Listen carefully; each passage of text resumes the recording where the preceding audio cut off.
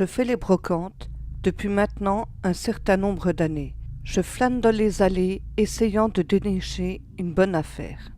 Au fur et à mesure de ma balade, je tombe sur un très vieux miroir. Il est en parfait état. Quelque chose de bizarre émane de cet objet ancien. Le vieux monsieur du stand me regarde avec des yeux à la fois remplis de joie, mais en même temps nostalgiques. Il me dit bonjour, puis nous entamons une discussion. Il me parlait du temps où sa femme était encore en vie. Il m'a dit que c'est pour elle qu'il avait acheté ce magnifique miroir. Je lui demande alors pourquoi ne pas le garder. Il me répond qu'il était temps de tourner la page pour laisser se refermer le dernier chapitre du livre de sa vie passée et en commencer un nouveau avec une autre famille. Ce monsieur m'avait vraiment touché. J'avais décidé de lui acheter le miroir, mais cette fois, je n'essaie pas de marchander, comme on le fait tous dans une brocante. En plus, le prix me semble raisonnable, et encore, il valait normalement beaucoup plus, mais il me l'avait cédé à la moitié de son prix. Je remercie le monsieur en lui disant que j'en prendrai grand soin. Puis, je quitte la brocante, heureuse d'avoir pu acquérir un objet aussi beau à un prix défiant toute concurrence. De retour chez moi, je nettoie le miroir, puis je lui trouve une place de choix dans mon salon. Il comble parfaitement mon mur qui était assez vide. Quand mon mari rentre du travail, il me demande ce que faisait ce miroir dans notre salon. Je lui explique alors la situation, qu'il comprenait visiblement. Puis, au fil des jours, mon mari ainsi que nos amis semblent terriblement gênés et mal à l'aise par la présence du miroir. Ils me disent qu'il y a quelque chose de bizarre dans celui-ci et qu'une odeur putride envahissait les lieux, alors que moi, je ne sentais rien. Sur le coup, je me dis qu'ils sont jaloux, c'est tout. Un soir, j'allais me coucher. Alors que je vérifiais si toutes les lumières étaient éteintes, j'ai cru voir une ombre dans le miroir. Mais je mis tout ça sur le compte de la fatigue qui commençait à m'envahir terriblement. Le lendemain matin, je me suis levé, aussi fatigué que la veille au soir. Je ne comprends pas. Pourquoi? Car j'avais plutôt bien dormi. Je prends mon petit déjeuner, puis ensuite, je file sous la douche. Dans la salle de bain, une atmosphère assez malsaine y règne. Mais je décide de ne pas y prêter attention. Puis en sortant de ma douche, je vois dans le miroir de la salle de bain, couvert de buée, où il y avait marqué « Tu es à moi ». Encore une blague idiote de mon mari, me dis-je sur le coup. Quand je vois mon mari dans la cuisine, je lui dis pour répondre à son message « Je le sais chérie que je suis à toi, mais de là à le marquer sur le miroir de la salle de bain dans la buée, tu as vraiment fait très fort cette fois ». Il me regarde, l'air étonné, puis semble ne pas comprendre, et me dit « Mais de quoi parles-tu enfin ?» Je lui explique alors, mais il semble confus. Il me soutient qu'il n'a jamais fait ça. Sa réponse me laisse sans voix.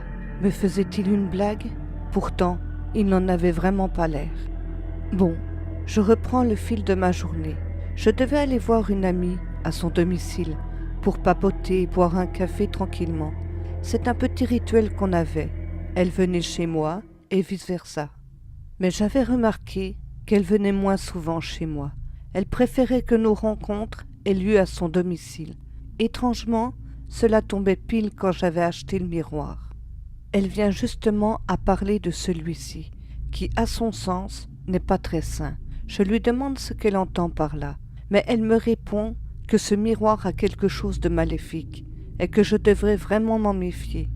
Je repense immédiatement à la scène observée le matin même, dans ma salle de bain, puis je lui raconte l'événement. Elle n'a pas l'air surprise. Au contraire, pour elle, ça confirmerait presque ses doutes. Je n'avais pas vu l'heure passer. En rentrant à la maison, je constate que mon mari est dans tous ses états. Je lui demande alors ce qu'il n'allait pas. Il me dit qu'il avait entendu des voix. Au début, il pensait que c'était moi qui étais au téléphone, mais il a cherché partout dans la maison. Mais il n'y avait personne. Et c'est à ce moment-là qu'il a entendu très clairement une voix lui dire « Elle n'est pas là ». Des phénomènes inexpliqués se produisent souvent dans la maison, depuis que j'ai fait l'acquisition de ce fameux miroir. La prochaine brocante aura lieu dans quelques jours. J'irai voir l'homme qui me l'a vendu, pour essayer d'en savoir un peu plus sur l'histoire de celui-ci.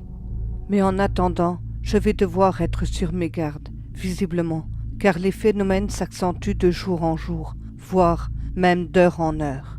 Dans la nuit, nous avons entendu du bruit dans le salon. Nous sommes descendus tous les deux.